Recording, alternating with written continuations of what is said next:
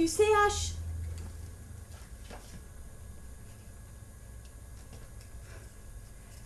Jean-Guy, je me suis trompée dans les lettres. Vous pouvez reprendre un petit peu plus la musique, s'il vous plaît. Je vais reprendre au début. Bon, je me concentre.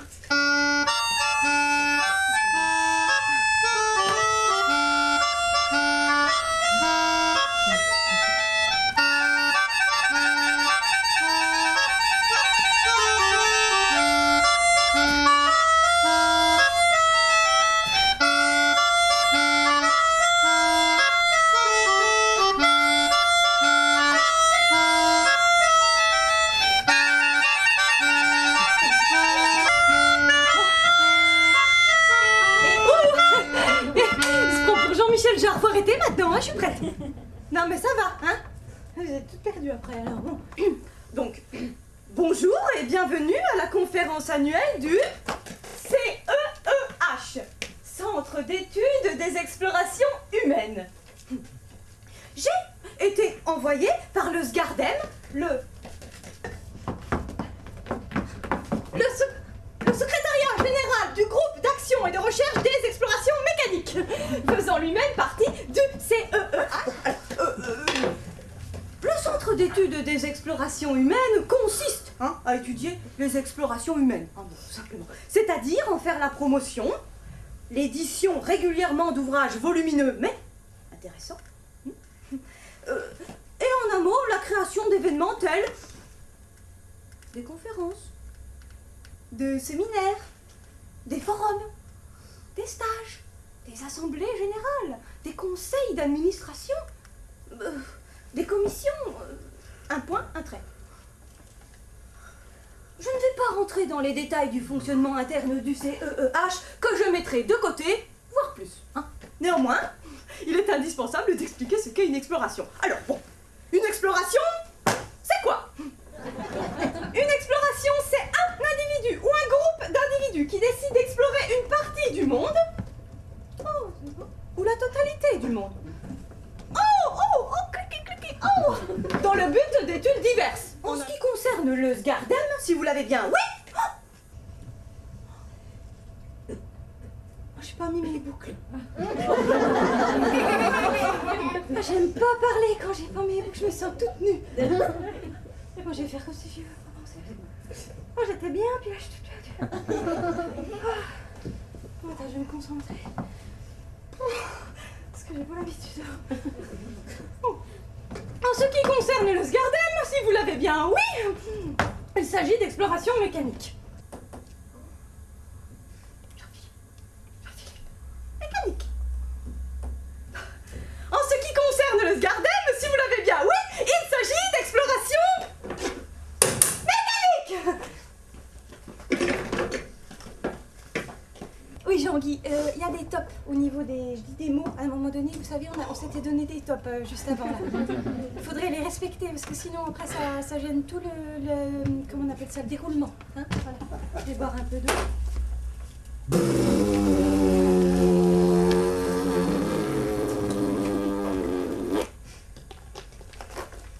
Je parle pas pendant qu'il fait ça, parce que tout le monde le regarde, alors...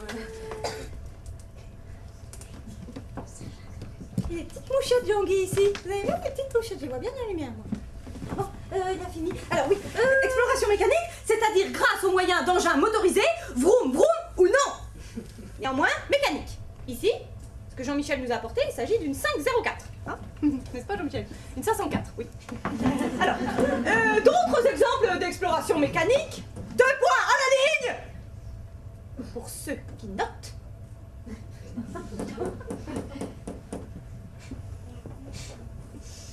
La croisière jaune.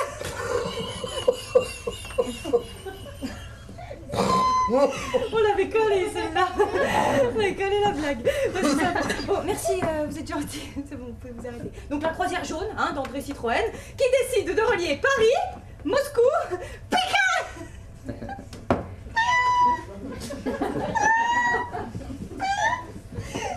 On l'avait pas calé 2 fois, ça va. Comme vous avez pu le constater dans tous ces exemples, si vous avez bien, oui, une exploration nécessite un individu que nous nommerons I ou un groupe d'individus que nous nommerons GI, décidant de se déplacer d'un point A à un point B dans une vitesse V à temps T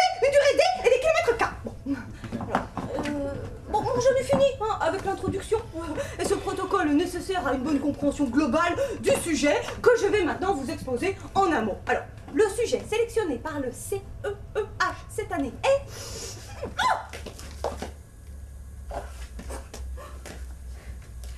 Bonjour Guy. Tout à l'heure, je vous ai dit qu'il y a des petites mouchettes et puis en prenant une inspiration pour donner le sujet aux gens, j'ai voulu, vous savez, j'ai voulu donner, j'en ai un, il y en a une quoi. Alors, je vous raconte pas tout ça pour, juste pour le plaisir, vous n'auriez pas un mouchoir quoi, c'est ça que je veux dire, parce que j'en ai pas, mais alors, donnez-vous du mal. Oh, je sens qu'il bouge, oh, j'aime pas. Oh, ça m'énerve. Ah, vous avez pas autre chose. Et ben, on voit les adeptes du camping, hein, toujours avec son papier toilette celui-là. Voilà. C'est gênant quand même. Elle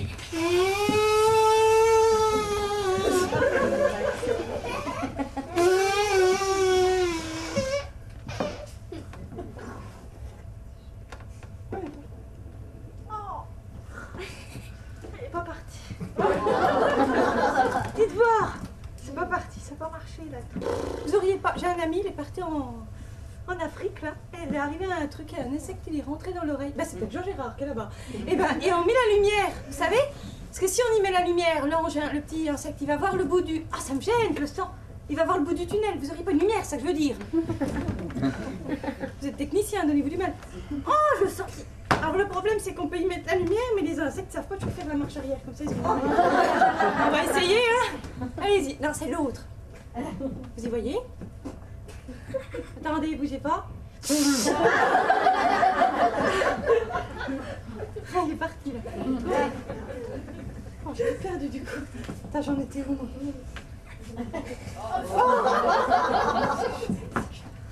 Oh, je suis bête, dites voir, vous auriez pas de nouveau du... Parce que j'ai voulu essuyer mes lunettes, j'ai complètement oublié que je vais être mouchée, parce que je suis toute perdue, parce que normalement c'est pas moi alors. Vous auriez pas de... un autre... Tenez, venez voir là Jean-Bernard, s'il vous plaît. Jean-Bernard. Merci, vous êtes bien gentil. Vous avez pas autre chose? Tenez, bah prenez le truc. Embrouillez-vous.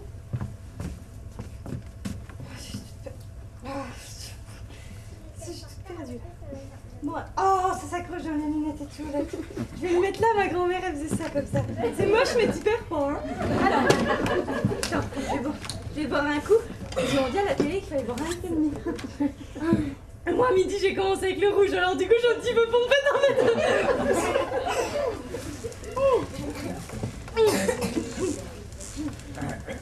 On sait plus où on en était. Oh! Pardon, j'ai mangé du poivron à midi, puis ils y ont cuit avec la peau. Et quand ils laissent la peau, là, après, t'as des renvois toute la journée, c'est l'horreur. Hein? C'est pas vrai, Jean-Michel? Ah oui, alors attends. Parce que on n'est pas là pour ça, alors attends. Ah oui, le sujet sélectionné par le CEEH cette année est... Non mais Jean-Michel, on m'avait donné des tops là, des tops de... C'est pas le bon. Alors moi j'ai mes problèmes, j'ai des problèmes de mouchettes, de quoi, mais vous, vous avez d'autres problèmes, hein? Des problèmes qui font que votre CDI, ça va être... Va falloir vous donner du mal ou j'y mets Jean-Marc, moi, à votre place la prochaine fois, hein? D'habitude c'est lui pourtant, je comprends pas. Alors, le sujet sélectionné par le CEEH cette année est... 2 points à la ligne...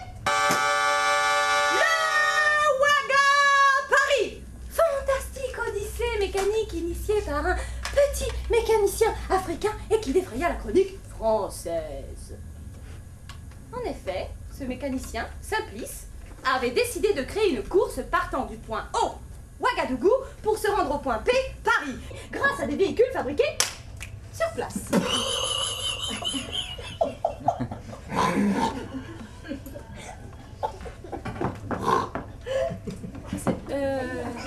Excusez-moi, j'en venais, mais ça c'est pas drôle par contre. Hein, voilà, alors on s'arrête tout de suite. Hein. Prenez un peu la concentration, s'il vous plaît. Alors oui, donc effectivement, exploit mécanique. Hein. Pour vous faire revivre cette aventure, nous allons vous proposer une reconstitution historique de cette exploration mécanique, agrémentée d'archives sonores et d'une interview exclusive de ce mécanicien génial. Tenez, vous pourrez mettre la bande son Simplice, s'il vous plaît, dans le Revox. Voilà. Bon, alors, qu'est-ce que je vais... Ah oui, je vais boire un coup, quand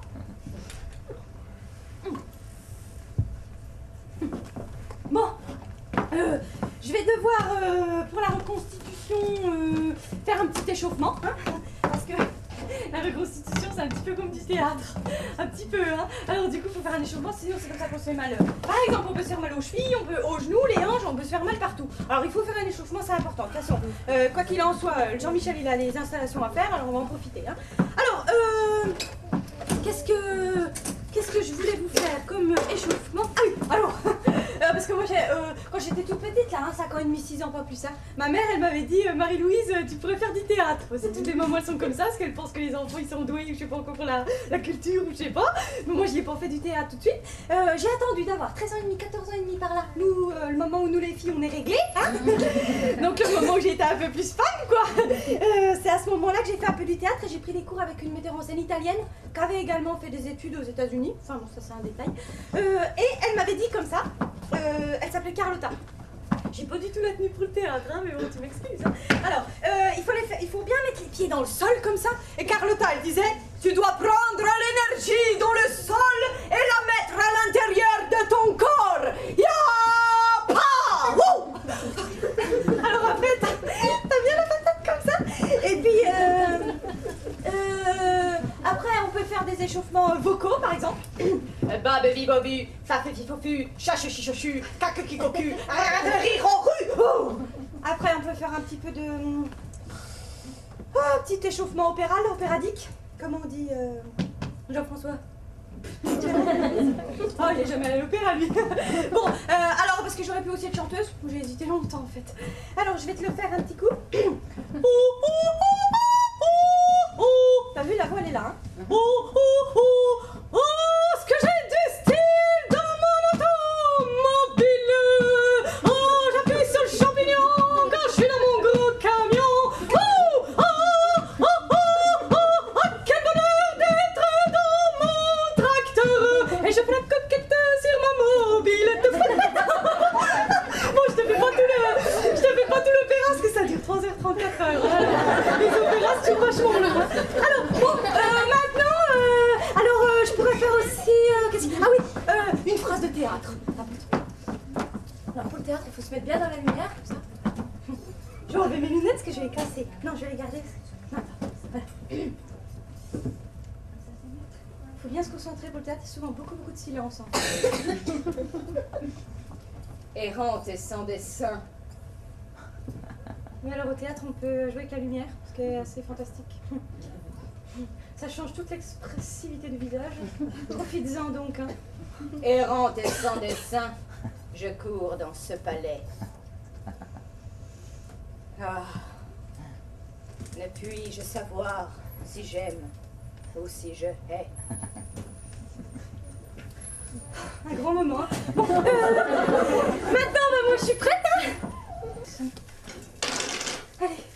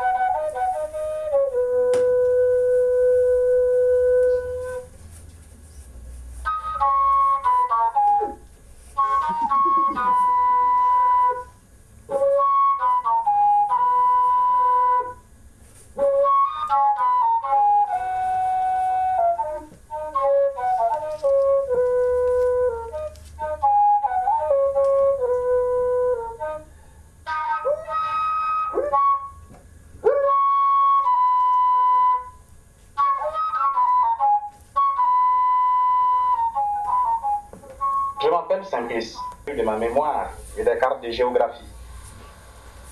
Il y a bien longtemps, les vieux décidaient de tout, du destin de chaque enfant, puis ils ont été remplacés par les politiques et leur cortège de promesses et de mensonges.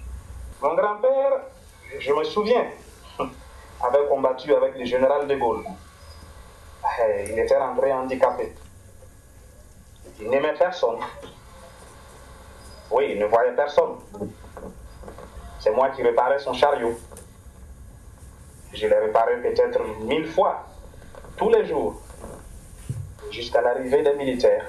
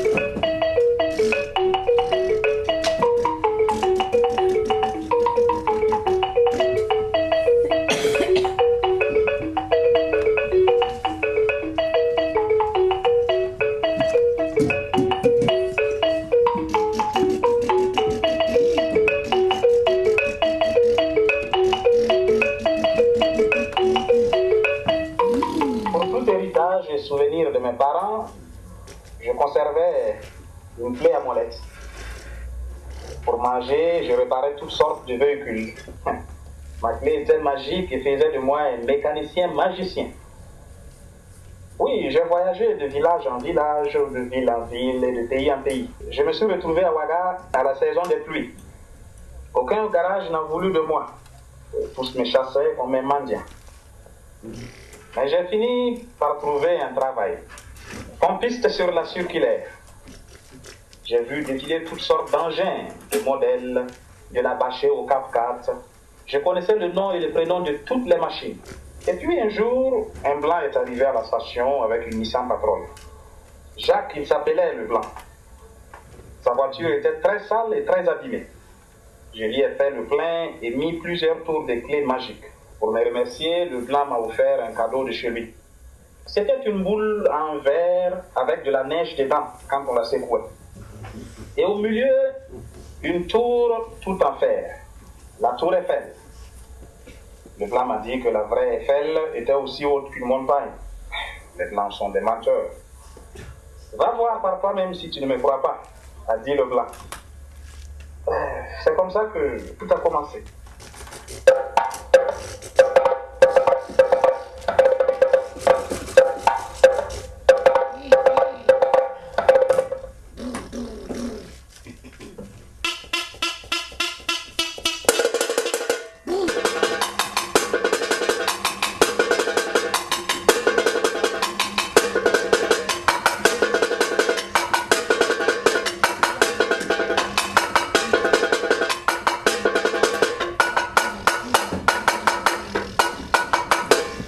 Sommaire de notre journal ce soir, la guerre qui perdure dans le monde, une grave crise économique qui ne cesse, des procès toujours inachevés, la disparition d'un enfant et notre équipe sportive nationale qui nous a encore déçus. Si les nouvelles du monde ne sont pas toujours réjouissantes, nous avons aujourd'hui découvert une initiative pour le moins étonnante, le Ouaga Paris.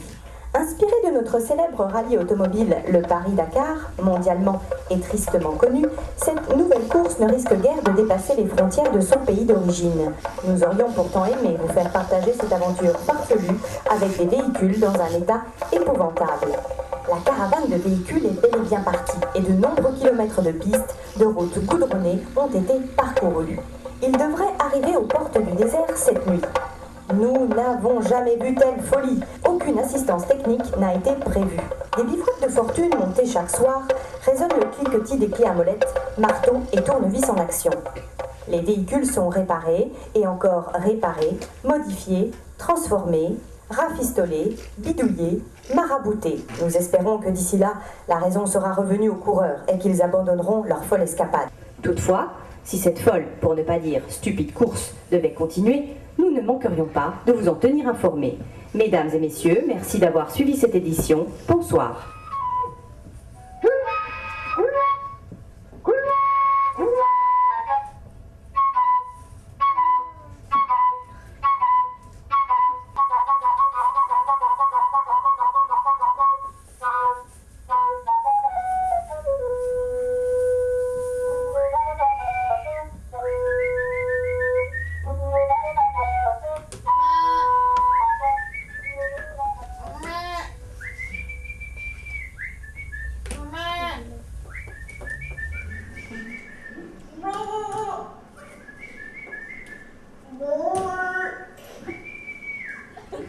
Parce qu'il y en a beaucoup, je vais pas y arriver tout seul. Jean-Michel, vous pouvez faire le mouton aussi, s'il vous plaît. Merci. Ouais, parce que s'il y en a beaucoup alors.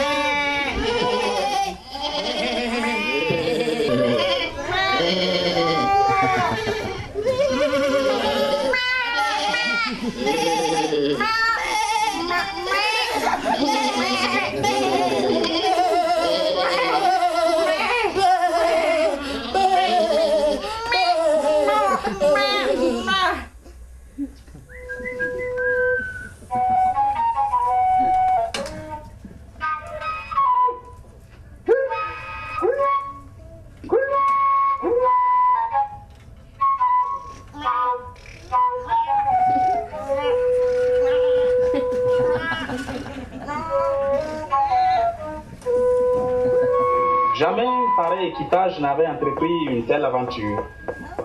Je ne sais pas comment, mais je me suis retrouvé, moi simpliste, à la tête de ce convoi. Qui voyageait? Des hommes comme moi, des réfugiés, des sans-famille, des sans-domicile, des taxis sans travail, des aventuriers, des vrais pilotes. Après plusieurs jours de brousse, de pistes, nous sommes arrivés aux portes du désert où un peuple avec son troupeau nous attendait. C'est cet homme qui nous a guidés dans les dunes et nous a nourris pendant la traversée du désert. Une traversée épuisante, harassante, mais fêtée chaque soir comme il se doit.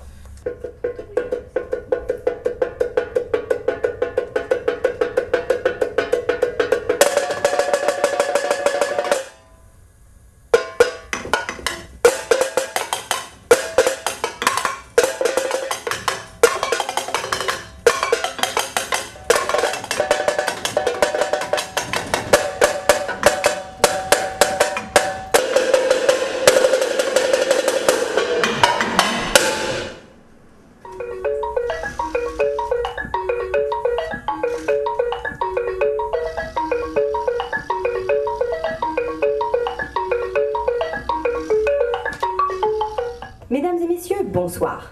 Notre journal sera entièrement consacré ce soir à cette stupéfiante course, le Ouaga Paris, qui est arrivé ce matin, non sans difficulté, après avoir traversé le désert en bord de mer.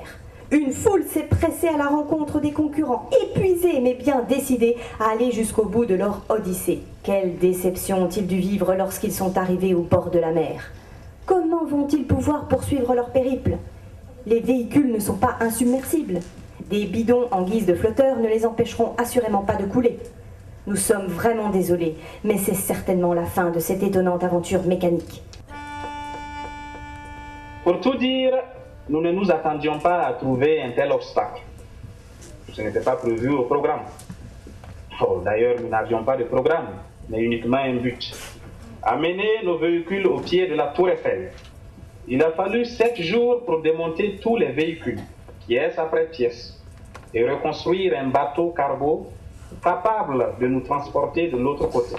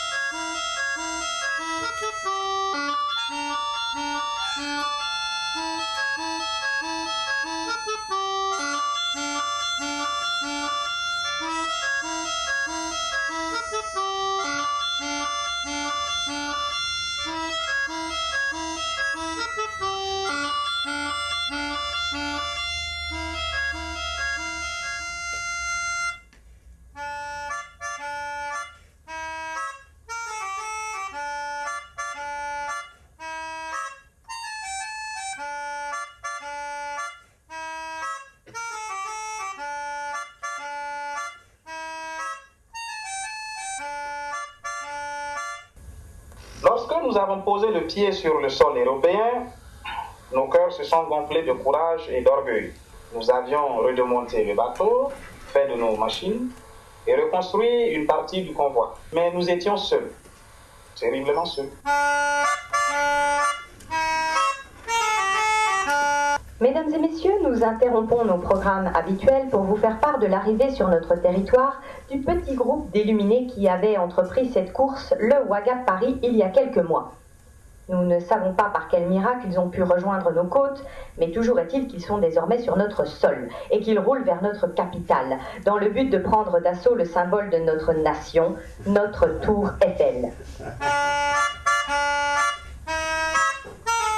Personne ne nous saluait, ne venait nous offrir l'hospitalité. Nous traversions des villages morts, des rues désertes. Nous étions pourtant suivis et escortés de loin par des hélicoptères de police qui suivaient notre voyage. Nous avons senti très vite que nous n'étions pas les bienvenus.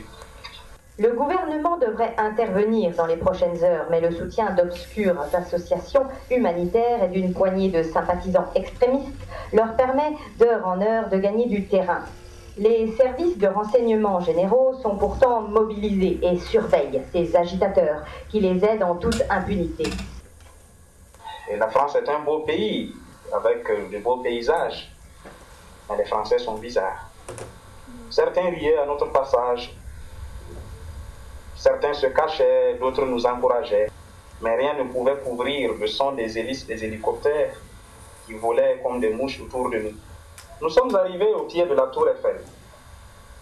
Enfin, nous l'avons embrassée comme une femme, une terre promise. J'ai pensé à mon grand-père et au général de Gaulle. Lui aussi avait eu la chance d'embrasser la Tour Eiffel, certainement. Lui avait combattu avec les Français. Moi, simpliste, je n'étais qu'un mécanicien. Je ne sais pas me battre, juste réparer. Alors, ils m'ont attrapé et mis des bracelets de fer au poignet. Ils m'ont pris ma clé magique, mon véhicule, mes amis, mes rêves. Les longues semaines de notre aventure ont été avalées en 7 heures de vol sans escale.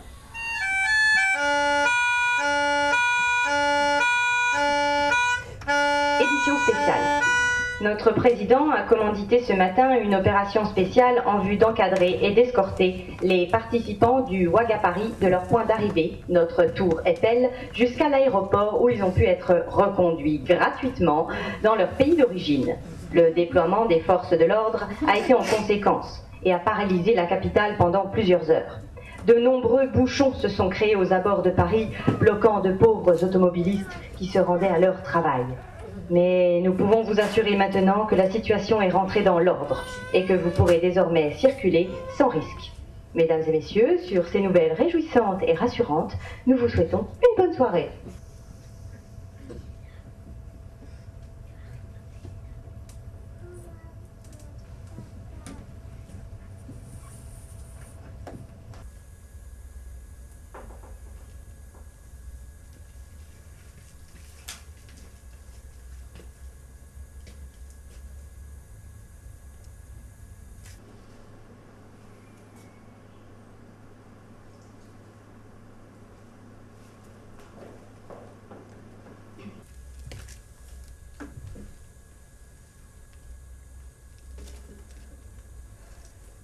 Simplice, le mécanicien magicien est rentré chez lui. Quand il est arrivé au pays, tout le monde l'attendait. Tout le monde l'applaudissait. Les véhicules neufs l'attendaient, les sponsors se bousculaient.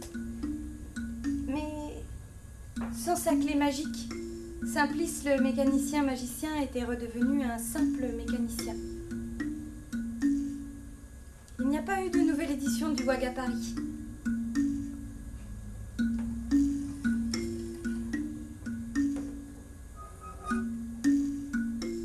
Simplice n'est jamais revenu en France.